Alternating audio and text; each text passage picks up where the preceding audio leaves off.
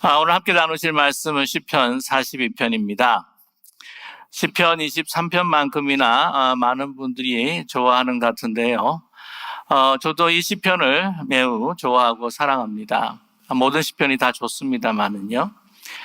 근데 특별히 이 시편 9절을 가지고 이 만든 그 찬양 그리고 이 찬송가가 사실은 더 좋아서 이 시편이 더 좋아하셨던 것 같습니다. 오늘 찬양했었던 392장 그 찬송 주여 어린 사슴이 라고 하는 그 찬양을 참 제가 좋아하는데요.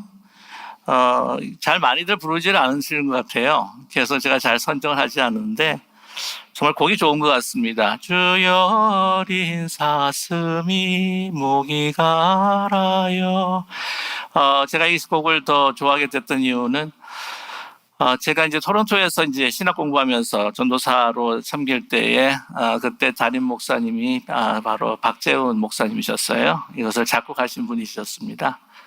그래서 특별한 또 그 관계로 인하여서 참 귀하고 정말 좋으신 목사님이셨기 때문에 정말 그 기억이 나고 또 이 노래가 더 특별해집니다. 뿐만 아니라 우리가 너무 또 애송하는 그 요즘의 그 찬양이라고 할까요? 아니 나온 지가 너무 오래돼가지고는 이게 찬양 가운데서 이제 CCM 복음성가 가운데 고전이라고 할 수가 있는데 목마른 사슴 시냇물을 찾아 헤매이듯이 하는 노래 여러분 아시죠? 예, 그 노래도 제가 참 좋아합니다. 그래서 이 시편 42편을 더 좋아하게 되었죠. 이렇게 찬양을 하면서 굉장히 목가적이고 또 서정적이다라고 하는 생각이 들었습니다. 그래서 이제 목마른 사슴이 시냇물에 찾아와가지고 그 목을 축이는 아주 좀 조용하고 또 뭔가 이게 서정적이고 목가적인 그러한 이 분위기가 또 이렇게 곡과 함께 너무나 좋다는 생각이 들었는데 여러분 이 말씀을 이렇게 깊이 한번 묵상을 해보면은요, 그러한 뭔가 평화로운 장면이 결코 아니라고 하는 사실이 있죠. 굉장히 절박하고 긴박한 그러한 상황이다라고 하는 것을 우리가 감지할 수가 있습니다. 이런 보게 되면 그 시냇물을 이제 찾기에 그 갈급한 이 사슴과 같다 그렇게 이야기를 하는데 여기에서 이 찾으면서 갈급하다고 하는 거를 영어 성경으로는 이제 pants라고 이렇게 이야기합니다. As deer pants for the water. 그래서 이 pants라고 하는 것이 더 히브리 원어 shav라고 하는 그 원어에 더 가깝게 해석을 했다고 저는 그렇게 생각하는데 왜냐하면은 이 shav라고 하는 이 히브리 단어는요, 이게 헐떡거리는 겁니다. 막 이렇게 물을 마시지 않으면, 지금 당장 마시지 않으면 죽을 것 같은 그러한 막 헐떡거리면서 하는 것이 바로 이게 찾기에 갈급한, 물을 찾기에 갈급한 이 사슴이라고 하는 것이죠. 이 사슴 같은 경우에 보면은 이제 굉장히 빨리 달립니다. 그리고 이 사슴이 한번 이렇게 박차고 이렇게 뛰게 되면은 이 거리가 벌써 한 그 착지점이 한 30피트 정도가 되고 이렇게 높이 뛸 때는 이제 8피트 정도까지 이렇게 뛰는 동물인데 근데 한 가지 약점이 있으면 이렇게 막 뛰다가 이제 물을 마셔야 한다고 합니다. 물을 굉장히 갈급해하는 그런 짐승 중에 하나라고 그래요. 그래서 이제 뛰면서 막 헐떡거리면서 이렇게 물을 이제 섭취를 해야지 이제 또 힘을 낼 수가 있는데 그러지 못하게 되면은 다른 동물에게 또 잡히게 되고 또 쓰러질 수밖에 없다라고 하는 그런 학자들의 이야기가 있습니다. 그런 상황이라고 하는 것이죠. 뭔가 지금 긴박하게 쫓기는 가운데서 절박한 상황. 그것이 바로 오늘 1절 말씀에 하나님이여 사슴이 시냇물 찾기에 갈급함 같이 내 영혼이 주를 찾기에 갈급합니다라고 하는 고백입니다. 그리고 오늘 이 시편을 보게 되면 이 긴박하고 절박한 상황 속에서 절망감 속에서 정말 깊은 우울과 디프레션에 빠져 있는 이 시편 기자를 우리는 발견하게 됩니다. 막 곳곳에 군데군데 나타나고 있죠. 뭐라고 말씀하냐면 3절에 눈물이 주야로 내 음식이 되었도다. 5절 말씀의 내용은 약심하며 어찌하여 내 속에서 불안해하는가. 6절 말씀 봐도 내 하나님이여 내 영혼이 내 속에서 낙심이 되므로 9절 말씀에 내 반석이 하나님께 말하기를 어찌하여 나를 잊으셨나이까. 내가 어찌하여 원수의 압제로 말미암아 슬프게 다니니까 하리로다. 그리고 11절 말씀에 봐도 다시 한번 반복을 하죠. 내 영혼아 내가 어찌하여 낙심하며 어찌하여 내 속에서 불안해하는가 라고 이렇게 그는 고백하고 있습니다. 오늘 이 말씀은 좀 기도의 형식이라기보다는 자기의 독백처럼 이렇게 들리게 됩니다. 자기가 고백하고 또한 자기 자신에게 이야기하고 또 자기 자신의 답을 다시 듣게 되고 하는 이런 매우 독백적이고 고백적인 시편이라고 이야기할 수가 있죠. 아무튼 오늘 이 말씀을 쭉 살펴보면 깊은 상실감, 우울감, 디프레션 가운데 있는 이 시편 기자를 보게 됩니다. 그러면 이 시편 기자가 과연 누구일까 하는 궁금증이 생기게 됩니다. 오늘 말씀을 보게 되면은 이 시편 이 42편은 이 표제를 보게 되면은 고라 자손의 시다, 마스길이라고 하면서 이 고라 자손의 시다라고 이렇게 이야기합니다. 이 고라 자손이 불렀던 시라기보다는요, 고라 자손에게 부르게 한 시다라고 이렇게 말할 수가 있습니다. 이제 고라 자손이라고 한다면 여러분 아시겠지만은 모세와 그 조상이 이제 모세와 아론에게 반역하고 하나님 앞에 반역했던 그런 슬픈 역사가 있지 않습니까? 하지만 그들이 이제 다시 하나님 앞에 그 길을 돌이켜서 이제 다윗 왕이 그 통치하는 그 시대 가운데에서 그들은 성전에서 찬양하며 노래를 불렀던 사람들이었죠. 이들의 시가라기보다는 이들이 함께 썼던 다윗이 그 고백했던 그 시를 이렇게 담아서 마스길 하나의 교훈적처럼 이런 상황이 되게 되면 너희들도 이런 상황이 되게 되면 다윗이 하나님 앞에 노래하고 자기에게 독백적으로 고백한 것처럼 이렇게 기도하고 이렇게 고백해라라고 하는 마스길, 교훈적인 시편이라고 하는 것을 우리가 알 수가 있습니다.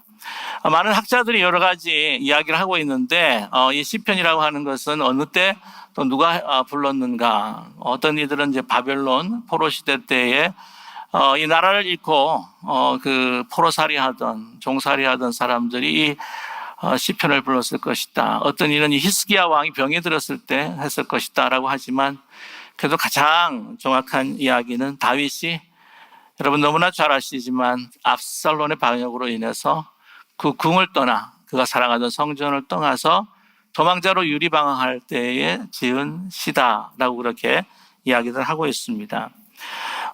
그러한 그 분명한 이 증거를 이렇게 보게 되면은 오늘 말씀 가운데 6절에 내 하나님이여 내 영혼이 내 속에서 낙심이 되므로 내가 요단 땅과 헤르몬과 미살산에서 주를 기억하나이다 라고 이렇게 이야기하고 있죠.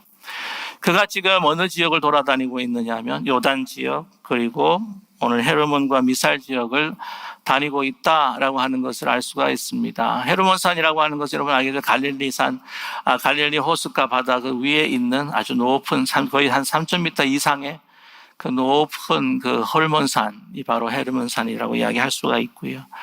그 다음에 이제 요단이라고 하는 것은 압살롬의 그 칼에 피해서 그 요단을 강을 이제 건너서 동쪽으로 가지 않습니까? 이 미살이라고 하는 것은 이제 그 요단강 건너 동쪽에서 이 헐몬산 사이에 있는 작은 능선과 같은 산이라 지금 정확하게 우리가 파악은 되지 않지만 그런 산이라고 그렇게 알려져 있습니다. 그것을 유리방황을 하면서 떠나온 궁보다 더 떠나온 사랑하는 성전을 향하여 그 기억을 잊지 못하면서 정말 지금 깊은 고통의 심정을 노래하고 있는 다윗을 우리는 발견하게 된다고 하는 것이죠. 이 다윗, 압살롬에게 쫓겨다니는 이 신세. 여러분 사실 모든 것들을 다 잃어버렸다고 해도 과언은 아닙니다. 그가 거주했었던 그 궁, 그 사랑했던 성전을 떠날 뿐만 아니라 그 왕권을 탈취를 당했고요. 예루살렘 성을 빼앗겼고요. 그의 이름의 명예가 다 실추가 되어버리고만 그러한 모든 그의 누렸던 영화와 안정들이 다 빼앗겨버리고 상실되었던 모든 것을 빼앗겼다고 해도 과언이 아닌 그런 깊은 상실감에 그런 빠져 있습니다. 여러분 사랑하던 그 자기의 아들에게 이 죽임을 당할 것을 두려워하여서 도망가게 되는 것. 아들과 조우해서 그와 싸움을 피하기 위해서도 도망했을 것입니다. 여러분 아무리 어떤 부와 명예와 이런 모든 것들을 소유하고 있다고 할지라도 그것을 빼앗겼다고 그리고 천인공노한 많은 그 일들을 벌이는 그 아들을 바라보면서 자기의 그 후궁들을 그 대낮에도 그렇게 욕을 보이는 그 아들의 그 행위를 보면서 여러분 어떤 마음이었을까요? 정말 참담한 마음이 아닐까요? 아니 건강과 부요함과 모든 명예를 잃는 것보다도 더 참담한 마음이 바로 다윗의 마음이었을 것입니다. 뭐 하나 붙들 수 없는, 뭐 하나 내가 의지하고 희망할 수 없는 그곳에서 모든 것들을 다 상실한 사회에 한 가지 내가 잃어버릴 수 없는 것은 바로 하나님의 임재, 하나님이 나와 함께 동행하심을 그것만은 상실하기고 싶지 않다고 하는 발버둥과 몸부림을 치는 불안과 공포 가운데 있는 다윗의 모습을 우리는 발견하게 됩니다. 오늘 이 다윗의 모습에서 그렇게 많은 영화를 누리고 권세를 누리는 가운데 잠시 잊었던 하나님의 은총도 그렇게 매일매일 성전에 들어가면서 다른 사람들을 인도하면서 그 찬양대와 함께 백성들을 인도하면서 했던 그 모든 것들이 어떤 때는 사성에 붙고 어떤 때는 이렇게 익숙해져서 잘 모르다가 이 모든 것을 잊어버렸을 때 가장 인생에서 소중한 것이 무엇일까? 다른 건 다 잃어버려도 그 소중한 하나 바로 하나님의 임재와 하나님의 그 얼굴을 내가 상실해서는 안 된다라고 하는 정말 간절한 몸부림을 오늘 시편에서 발견하게 되죠. 오늘 말씀 보게 되면은 그가 고통당하는 것, 압살롬을 인해서 상실했던 모든 것, 압살롬을 인해서 받은 모든 모욕과 삶의 처참함, 그것보다도 어쩌면 2절에서 이야기하는 다른 사람이 너에게는 다시 살아계신 하나님이 없다라고 하는 말이 그 패부에 찔리고 칼로 내 심장을 도려내는 아픔이라고 하는 것을 노래하고 있지 않습니까? 내 영혼이 하나님 곧 살아계시는 하나님을 갈망하나니 내가 어느 때 나아가서 하나님의 얼굴을 배워올까?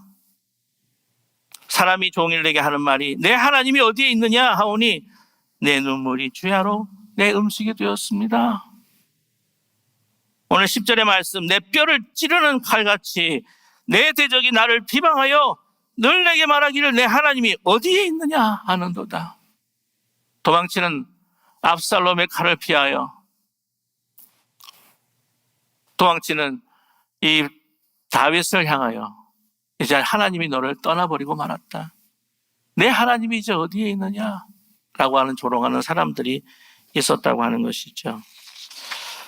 여러분 잘 아시겠지만 사무엘하 16장을 보게 되면은 그 도망하는 그 길에 누구를 만납니까? 시므이를 만납니다. 시므이는 사울의 그 권속 중에 한 사람이었죠. 뭐라고 이야기합니까? 16장 사무엘하 16장 7절의 말씀을 보게 되면은 시므이가 저주하는 가운데 이와 같이 말하니라. 피를 흘린 자여 사악한 자여 가거라 가거라. 사울의 족속의 모든 피를 여호와께서 내게로 돌리셨도다. 그를 이어서 내가 왕이 되었으나 여호와께서 나라를 내 아들 압살롬에게 손에 넘기셨도다. 보라 너는 피를 흘린 자이므로 화를 자초하였느니라. 네 하나님이 어디 있느냐? 하나님은 너를 저주하고 계신다. 그 옆에 있던 그 아비새가 죽이려고 하죠. 단칼에 죽여버립시다. 저런 경거망동한 인간을 그만두죠. 그만두어라. 네가 무슨 상관이 있느냐. 그러면서 10절에 하는 말이 그에게 여호와께서 그에게 다윗을 저주하라 하심이니 내가 어찌 그리하였느냐 할 자가 누구겠느냐라고 다윗은 그렇게 이야기합니다. 그래, 난 하나님한테 버림을 받는 사람이 아니겠는가. 이런 생각의 깊은 절망 속에서 그것에 대한 어떤 복수심도 다 이제는 부질없고 잃어버린 그런 깊은 고독 속에 빠져있는 바로 이 다윗을 이 시편을 통해서 만나게 된다고 하는 거죠. 그러나 그럴수록 다윗은 몸부림을 칩니다. 왜? 영원하신 약속으로 변하지 않을 뿐. 사람들은 변하고 우리 세상도 변하고 물질도 변하고 명예도 가고 인기도 오고 가고 다 그것이 부질없지만 오직 한 분 영원하신 하나님, 사울에게 쫓김을 당할 때 목숨을 부지하기 힘든 상황에서도 아둘람 궁궐에서도 엔데기 광야의 굴 속에서도 나를 지키시고 인도하여 주신 변하지 않는 하나님 한 분을 바라보면서 그분을 바라보며 그분을 소망하라 라고 자신에게 외치고 있지 않습니까? 11절 말씀이죠. 그리고 5절의 말씀, 이 몸부림을 한번 들어보십시오. 내용아, 내가 어찌하여 낙심하여 어찌하여 내 속에서 불안해하는가? 너는 하나님께 소망을 두라. 그가 나타나 도우심으로 말미암아 내가 여전히 찬송하리로다. 11절의 내용은 내가 어찌하여 낙심하며 어찌하여 내 속에서 불안해하는가? 너는 하나님께 소망을 두라. 나는 그가 나타나 도우심으로 말미암아 내 하나님을 여전히 찬송하리로다. 여러분 혹시 이런 다윗의 상황이 한번 들어가 보신 적이 있으십니까? 상상하실 수가 있을까요? 저 높은 곳에서 이렇게 정말 바닥이 없는 저 구덩이 쪽으로 지금 추락하는 그 상황 속에서 그래도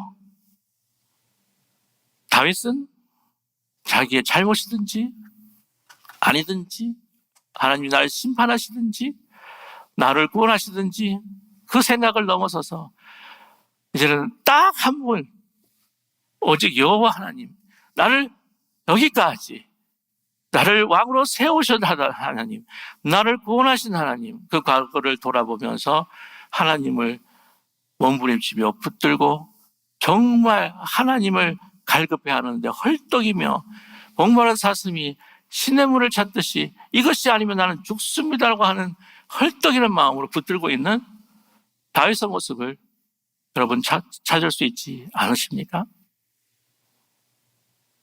한센병의 권위자였던 그 폴 브랜드라고 하는 박사님이 계십니다.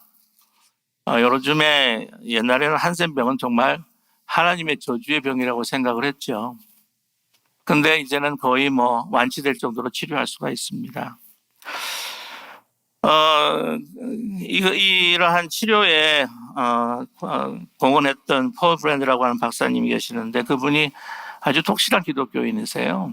그래서 한 20년 동안 인도에서 사역을 하셨고, 그 다음에 30년 동안 이제 미국에서 이제 사역을 하셨던 의사입니다. 근데 한센병을 이제 치료하는 가운데에서 박사님에게 이제 인터뷰가 들어온 거죠. 그 인터뷰가 이제 들어와서 이제 같이 이제 이야기를 하는데, 그 박사님이 이제 그 한센병에 걸린 사람들 이게 케이스 하나씩 좀 이렇게 설명을 하면서 정말 얼마나 고통스럽고 힘든 병인지 그렇게 설명을 해 주었습니다. 근데 이제 인터뷰하는 분이 이렇게 물었습니다. 그 고통 가운데 있는 분들이 하나님께 더 가까이 다가가던가요? 아니면 하나님으로부터 멀어지던가요? 라고 이렇게 묻더랍니다. 그래서 이 박사님이 얼마나 더 생각하시더니 다 같은 반응을 하는 것은 아닙니다. 어떤 이는 하나님께 더 가까이 갈 때가 있고요. 어떤 이는 불만과 분노에 차서 하나님을 멀리하는 경우도 있습니다. 그런데 이런 경우들마다 그들은 어떤 마음을 가지고 있느냐에 따라서 하나님을 가까이 하거나 아니면 하나님을 멀리 하게 되더군요. 어떤 이제 한 부류, 하나님을 멀리 하게 되는 부류는 아니, 왜 이런 일이 일어났지? 아니, 내가 무슨 큰 잘못해서 심판을 받는 건가? 내가 이렇게 심판을 받을 정도로 뭔가 잘못한 것은 아니지 않아? 아니, 나보다 더 이렇게 악하게 사는 사람들이 있는데 왜 저 사람들은 그렇게 안 걸려? 이건 불공평한 거 아니야? 아니, 이 병이 너 때문에 나에게 생겼지? 어? 내 가족들이 나를 괴롭혀서 그런 거 아니야? 이러므로 해서 면역이 떨어져가지고 된 것이 아니야? 라고 이 병에 대해서 병에 집중을 하면서 그 고통에 집중을 하면서 그 근원이 무엇인지 그 책임의 한계가 무엇인지 그 정확한 어떤 이유가 무엇인지를 계속해서 의문하고 그것을 따지고 하는 사람들은 나중에는 너무 처참하고 절망 속에서 들어가면서 나중에 정신병까지 생기더라는 거예요. 그런데 이것을 통해서 하나님 앞에 더 가까이 가는 사람들의 자기에 대한 질문들이 어떤 질문이냐면, 물론 하나님이 나 왜 이런 병을 나에게 주셨을까? 나에게 주시는 심판일까? 아니면 나에게 주시는 시련일까? 이제는 그걸 넘어서서 그래도 이 병에, 이 고통에 집중하지 아니하고 그래도 내가 이런 상황에 있다고 할지라도 하나님 어떤 뜻이 있지 않을까? 어떤 선하신 일을 나를 통해서 하고자 하시는 사명이 있지 않을까?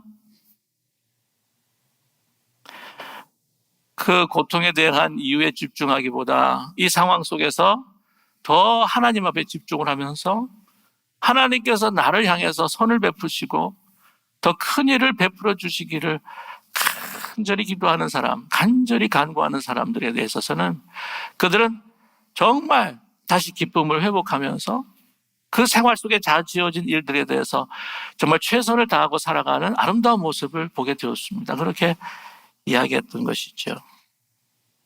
저와 여러분, 깊은 우리가 우울과 상실감에 우리가 처해 있다고 할지라도 그것에 집중하는 것이 아니라 정말 이 모든 문제를 근원적으로 해결해 주실 여호와 하나님, 우리 주님을 바라보면서 찾고 갈급해하는, 그 갈망해야 하는 우리 모두가 되기를 간절히 소망합니다.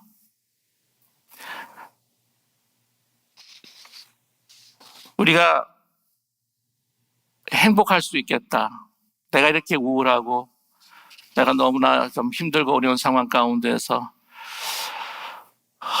이 참 암울한 이 상황을 갖다 넘어설 수 있는 것은 무엇일까 생각할 때, 여러분, 많은 사람들은 이것을 넘어서 행복을 가질 수 있기 위해 돈이, 물질이, 명예가, 나에 대한 어떤 그런 권력이, 권세가 나를 이 우울에서 해방시켜 주고 나를 더 행복으로 이끌어 줄 수 있을 것이다 라고 그렇게 생각할 때가 있습니다. 그러나 결코 그렇지 않다고 하는 거죠. 여러분, 오나시스, 그 제클린 그 여사와 함께 같이 재혼을 했었던 그리스의 그 선박왕 오나시스가 있습니다. 그 딸이 있는데 크리스티나 오나시스라고 하는 분이 있어요. 그분이 한번 인터뷰를 한 적이 있습니다. 그 인터뷰를 하면서 말하기를, 행복은 부에 있는 것이 아닙니다. 가장 강력한 증거가, 그렇지 않다고 하는 것이 가장 강력한 증거가 바로 우리 가정이 아니겠습니까? 라고 그렇게 이야기를 했다는 거죠. 그리고 며칠 있지 않아서 이 심장마비로 그녀는 이 세상을 떠나고 말았습니다. 그럼 부와 명예, 성공을 이뤘다고 하는, 여러분 많은 분들이 아시겠지만 그 팝가수 마돈나라고 하는 여성이 있습니다. 그 인터뷰 가운데에서 물었다고 합니다. 행복하시냐고, 행복하세요? 라고 했더니 그녀가 대답했습니다. 저는 고통에 찌든 사람입니다. 저는 인생에 많은 악기들과 씨름을 하고 있는 가운데 있습니다. 물론 저는 행복해지고 싶습니다. 근데 주위에 돌아보니까 행복해 보이는 사람이 없습니다. 행복하다고 생각하는 사람이 없습니다. 세상의 모든 것을 다 가진 것 같은데 행복하지 않다면 내가 어떻게 행복할 수 있을까요? 근데 가끔 행복을 느낄 때가 있습니다. 제 자신이 누구인가 살펴볼 때지요. 그래서 내가 누구인가를 정말로 알 때에 나에게 행복을 줄 수 있지 않을까 기대해 보면서 나는 내 자신을 찾아보려고 합니다. 라고 그렇게 이야기했다고 합니다. 저와 여러분, 우리의 삶에 있어서 정말 영혼이 텅 빈 이 공간, 이것은 하나님밖에 채울 수밖에 없다고 하는 것을 우리가 정말 가끔 잊어버리고 살아가는 것은 아닐까. 그래서 하나님을 더 갈망하고 힘들고 어려운 상황 가운데 하나님을 더 갈망하는 마음을 가지기를 하나님께서 기대하시고 원하신다고 하는 것을 여러분 잊지 않은 우리 모두가 되기를 간절히 원합니다. 미시간 그 홉 칼리지의 그 정신학자가 계시는데 닥터 데이비드 메이어라고 하는 교수님이 계십니다. 17개의 이 정신의학에 대한 책을 저술을 하신 바 있고요. 유명한 대표작 가운데서 우리 보통 일반 사람들이 읽을 수 있는 그 책 가운데서 The Pursuit of Happiness라고 하는 책이 있어요. 행복의 추구라고 하는 책입니다. Well-being life, 여러분 얼마나 많이 이야기합니까? Well-being life, 그리고 Satisfied life, 만족해하는 삶, 행복해하는 삶, 충만한 삶, Well-being, 아주 좋은 삶.